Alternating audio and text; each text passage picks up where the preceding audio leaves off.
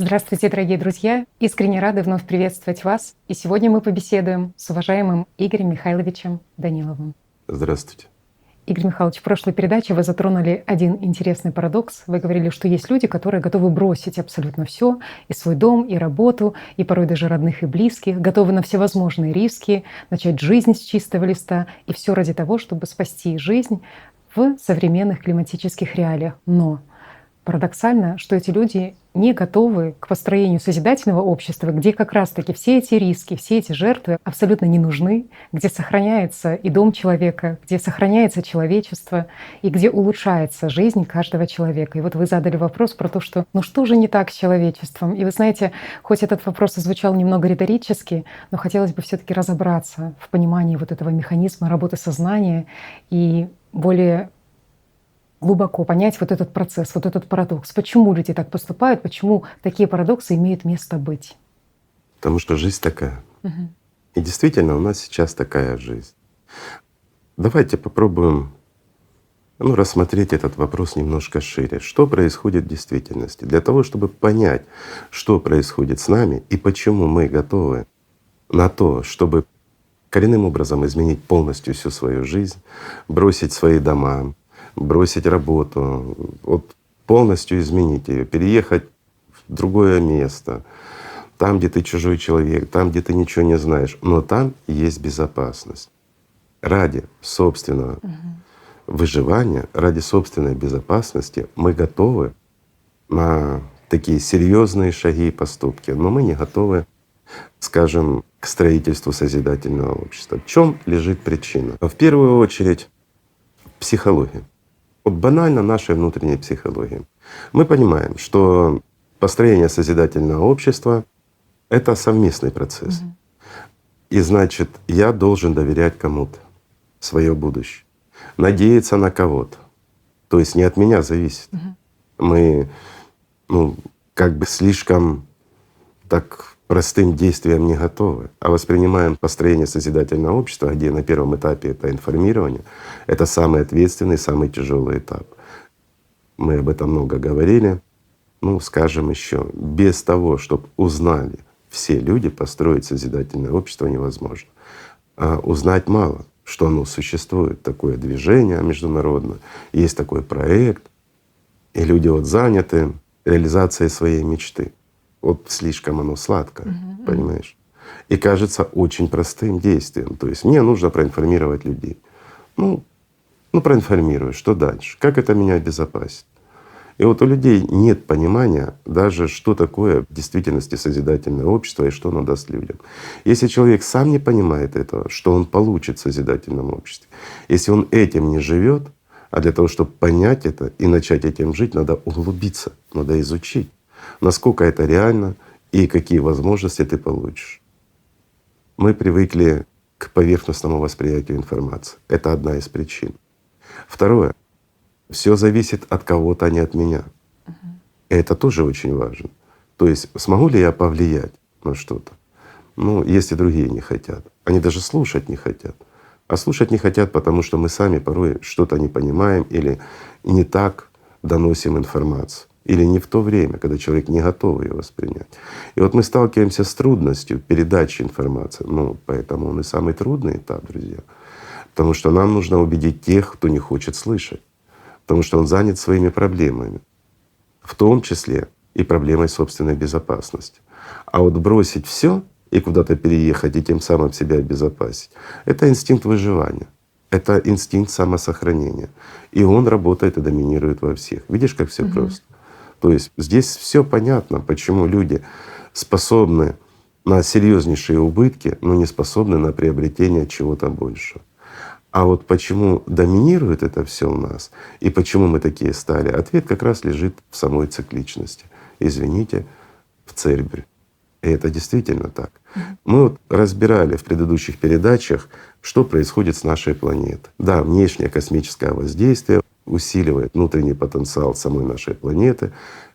Вследствие энтропии этой энергии преобразуется вот это внешнее космическое воздействие в тепло, и пошло-поехало. Океан, понятно, что с ним произошла беда вследствие антропогенных действий наших. То есть мы действительно океан привели к тому, что он умирает, он не выполняет свои основные функции. Ну и дальше уже цепная реакция, и то, что мы имеем, это следствие как цикла, так и наших необдуманных действий. Многие люди понимают эту угрозу, даже те, кто не знакомы, скажем, ни с созидательным обществом, ни с реальной картиной мира, несмотря на то, что рассказывают, что проблема может возникнуть не раньше, чем через 10 тысяч лет, а некоторые ученые это утверждают. Здесь, наверное, приставка «ученые» лишняя, но по факту так оно и есть. И люди это слышат, надеются на то, что все будет хорошо, но они чувствуют угрозу. И вот здесь мы подходим к более серьезному. Они чувствуют. И в действительности добавочная энергия идет к нашей планете. Но мы также обсуждали с тобой и то, что происходит в микромире, в мире элементарных частиц. Ведь их внутренняя энергия тоже возросла. Уже приличное время прошло, как начался этот процесс. И постепенно он трансформировался в то, что те микрочастицы, они стали устойчивы и стабильны, то есть заряжены. Они наполнились уже основательно. А мы состоим из этих частиц, так же, как состоит и весь материальный мир. Мы чувствуем добавочную энергию. И это действительно так, и каждый ее чувствует. Но получая эту добавочную внутреннюю энергию, мы не знаем, как ее использовать. Это тоже правда. Отсюда и возросло огромное число различных заболеваний, в том числе и психических. Масса людей находится в депрессивном состоянии, это число увеличивается. А если мы проведем корреляцию, когда начали массово возникать психологические проблемы, различные хронические заболевания, они усугубились. Когда усугубились, скажем, проблемы вообще со здоровьем в целом и с массой неприятных заболеваний, то мы увидим очень интересную закономерность. Приблизительно где-то с 70-х годов все начало резко усугубляться и продолжается. То есть как раз когда мы приближались к этому пику, и лишь отблески этой силы, в которые начали входить, они уже начали производить серьезную трансформацию. Не только с нашей планетой, с ее экологией, с климатом и со всем остальным, не только с микрочастицами, но и, извините, и с нами. Что мы видим? Мы видим то, что в действительности наш мир, я имею в виду наш человеческий мир, и наши взаимоотношения, они за этот короткий промежуток времени перетерпели серьезные изменения. Ведь человечество тысячи лет было относительно стабильным. И таких всплесков, скажем, в ближайшей истории мы не наблюдали. Было мягче все. Все было мягче, спокойнее, меньше было заболеваний. Сейчас рассказывают химия, различные генетические эксперименты с продуктами питания, более урбанизированная жизнь началась, более техногенная, плюс новые методы обмена информацией, в том числе и современные гаджеты, телевидение до этого. Оно повлияло на наше психологическое и эмоциональное состояние. Вследствие этого произошли масса различных психосоматических заболеваний.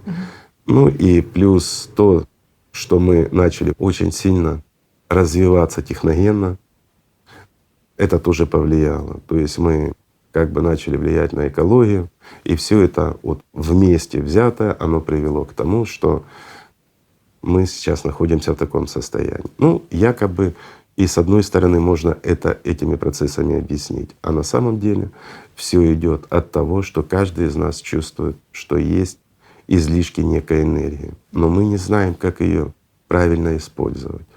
А это действительно так. И надо понимать, что эта сила, она усиливает то, что у нас доминирует. То есть это сила Врил, давайте так скажем. Куда мы ее направляем, то и происходит. А что происходит с нами?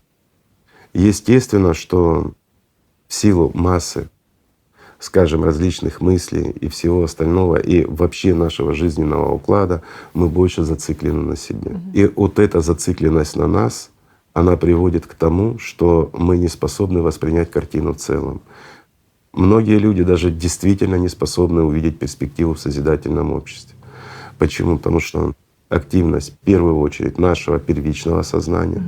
Оно все воспринимает критично, все воспринимает через эгоизм и через некие угрозы. Отсюда у людей возникает непонимание всей прелести и преимуществ созидательного общества.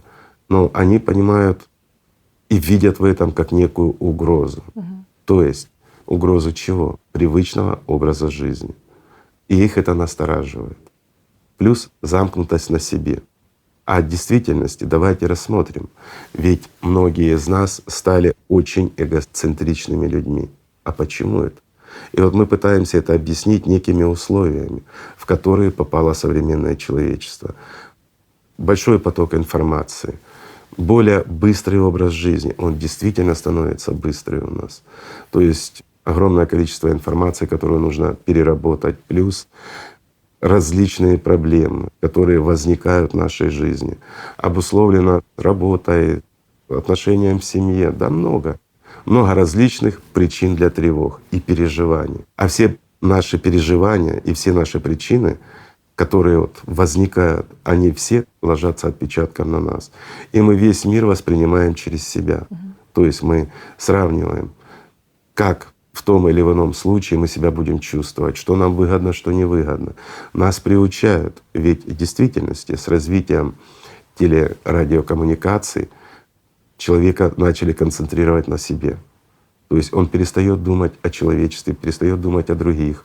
И он начинает в это время больше думать о себе. Почему? Потому что постоянно обращались к человеку. Нас пытались, да не пытались, а зомбировали в буквальном смысле слова. То есть нами манипулировали психологически, обездвиживали. Нас отучали от того, чтобы мы принимали решения более серьезные. И вот нам многое навязывалось из того, что нам было неприемлемо. То есть, исходя даже из банального здравомыслия, многое из того, что нам навязывалось, изначально было неприемлемо. Да, многое неприемлемо сейчас, но мы с этим смиряемся. И вот эта абсурдность этого мира, она достигает определенного пика, и уже становится достаточно значимой. Из-за этого, получается, мы становимся эгоцентриками, обездвиженными, неспособными противостоять реалиям и тем вызовам, которые на сегодняшний день есть. Самый простой способ — убежать, уйти, сохранив свою жизнь. И это мы понимаем, потому что это у нас на рефлексе. А вот бороться за будущее, за прекрасное и хорошее у нас нет сил.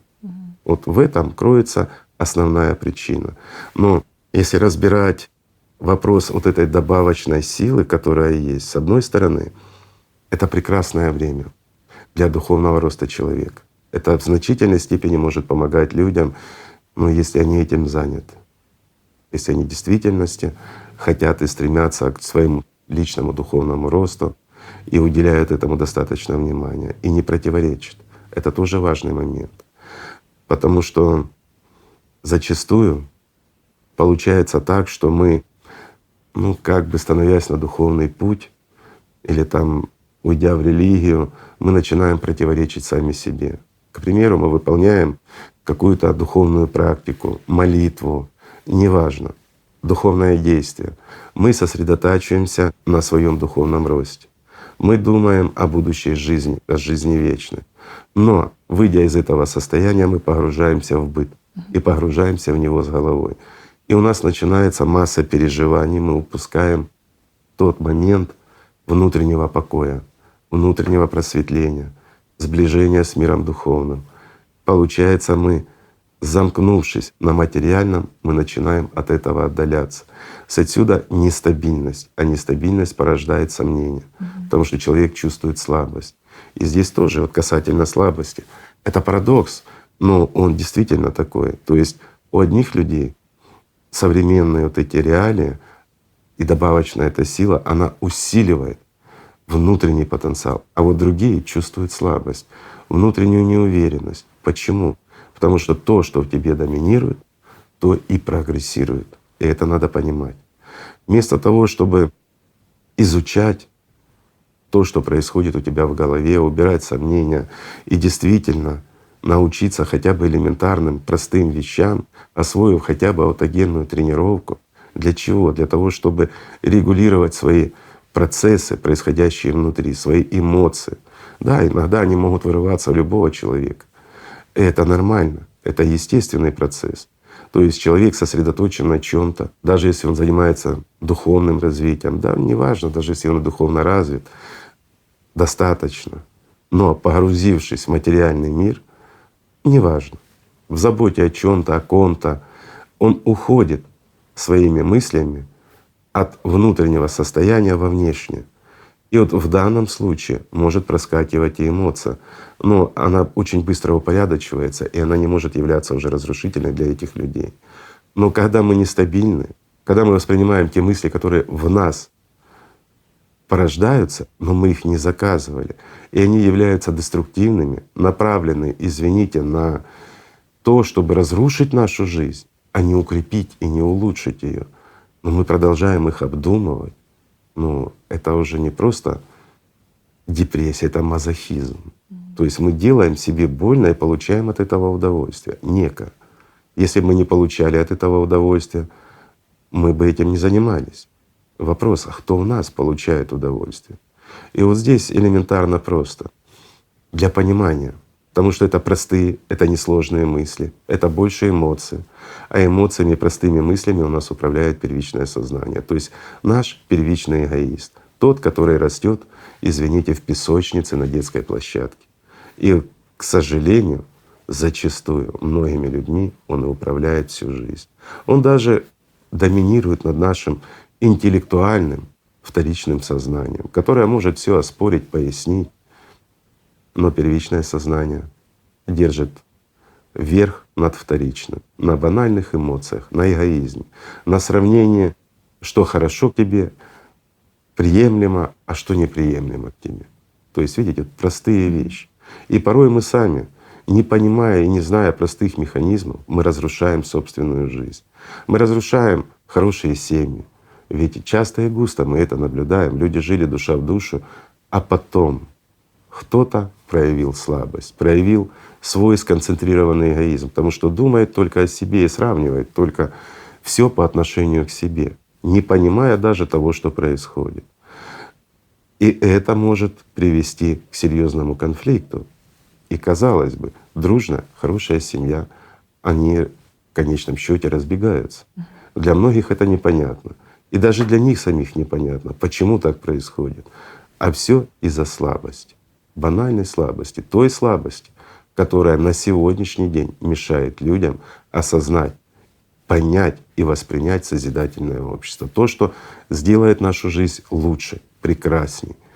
Ну, созидательное общество, как мы уже не раз говорили, это рай для потребителя. Ведь там направлено все на улучшение качества жизни человека. Все направлено для того, чтобы человек от жизни получал максимум и имел огромные возможности. Не будем перечислять. Если кто-то первый раз нас смотрит, может и форумы посмотреть в этом отношении, да, и почитать про созидательное общество. Нет и никогда не было ничего лучше, чем созидательное общество. И его абсолютно реально построить. Но для этого нужно перешагнуть через свои слабости. А эгоизм — это слабость. Даже если мы подошли бы к этому в действительности как к эгоизму, то каждый эгоист, он бы стремился построить созидательное общество. Почему? Потому что это крайне выгодно для любого человека. В действительности давайте вдумаемся, какими ценностями мы живем. Вот настоящие ценности, которые доминируют в нас. Простой вопрос. Это внутренний покой, потому что ты не переживаешь ни за что, Комфорт. у тебя все есть. Комфорт. Здоровье, которое тебя абсолютно не мучает. Ведь это можно добиться такого состояния, когда ты молод, здоров, несмотря на свой возраст, исключительно в созидательном обществе. И сегодняшняя наука позволяет это уже сделать. Но реализовать мы это можем исключительно в созидательном обществе. Мы не можем это реализовать ни в какой другой форме существования человечества. Ни в потребительском формате, ни в коммунистической или еще какой-то. Это действительно так. А вот в созидательном обществе это становится нормой. Почему? Любая форма существования человечества, где сохраняется власть или доминирование малой группы над остальным человечеством, она утопична и ведет в конечном счете к тому, что люди лишаются своих прав, возможностей, ну и не могут получить те блага, которые в действительности должен получать человек. Лишь единая цивилизация, в действительности настрой всех и каждого заботиться об обществе в целом. То есть, когда ты хочешь что-то улучшить, ты должен улучшить жизнь всех. И вместе со всеми ты улучшишь и свою жизнь. Вот такое положение дел исключительно возможно в созидательном обществе.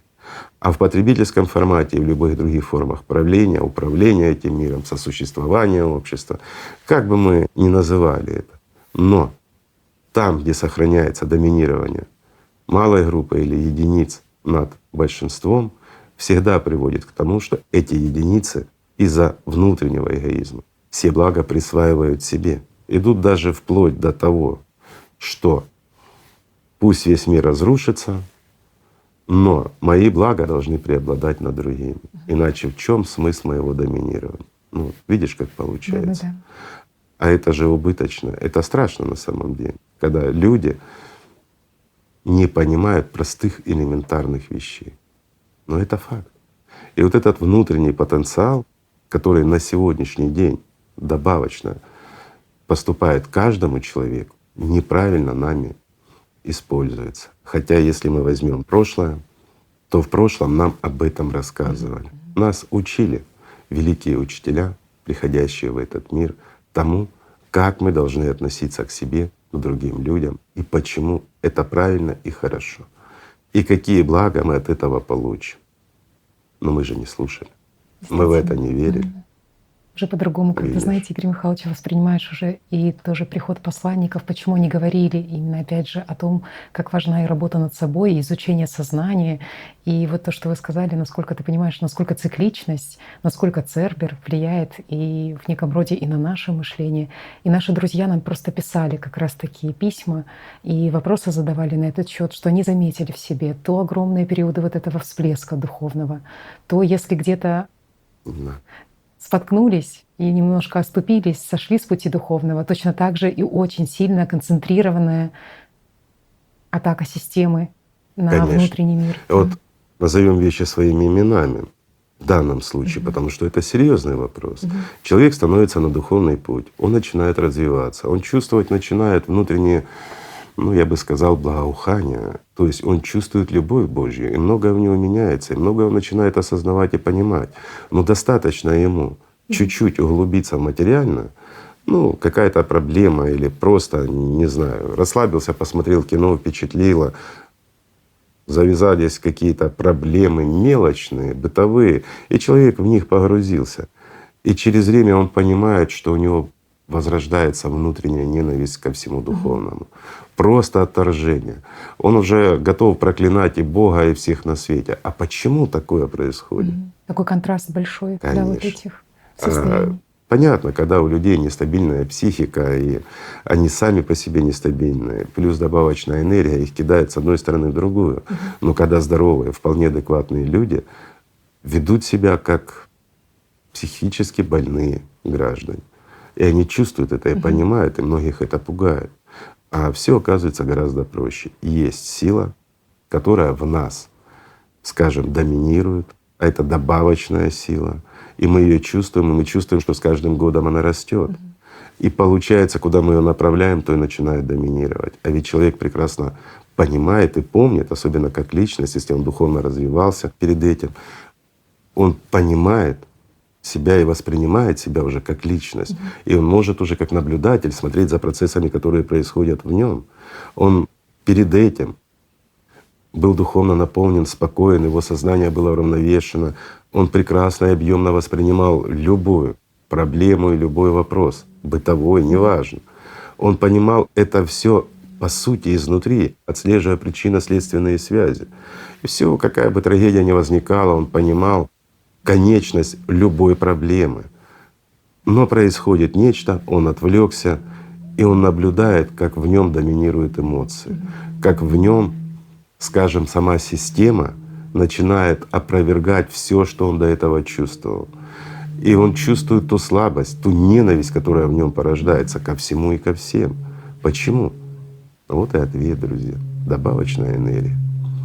Поэтому и приходили и пророки, и учили нас, как быть стабильным, как просто элементарно прийти к миру духовному и быть достойным среди равных. Вот в чем суть и в чем смысл. Нет ничего сложного в этой жизни. Главное — оставаться человеком. Вот это самое важное. Это самое простое, что может быть, но это самое ценное, что мы можем получить в этой жизни. Это жизнь будущую и вечную. Это любовь Божья. Это смысл нашего существования. Но порой, к сожалению, мы за это забываем. Мы даже забываем о себе настолько, что, имея возможность, вот как на сегодняшний день, спасти весь мир, спасти себя, своих родных и близких, мы забываем про это и пытаемся спасти лишь собственное тельце, куда-то переехать, что-то сделать. Ну, отсрочишь смерть физического тела на короткий промежуток времени, а потом все равно что тебя достигнет. Причем очень быстро. Не имеет смысла убегать от Цербера. Имеет смысл победить Цербер. Вот это важно. И мы, друзья, имеем такую возможность.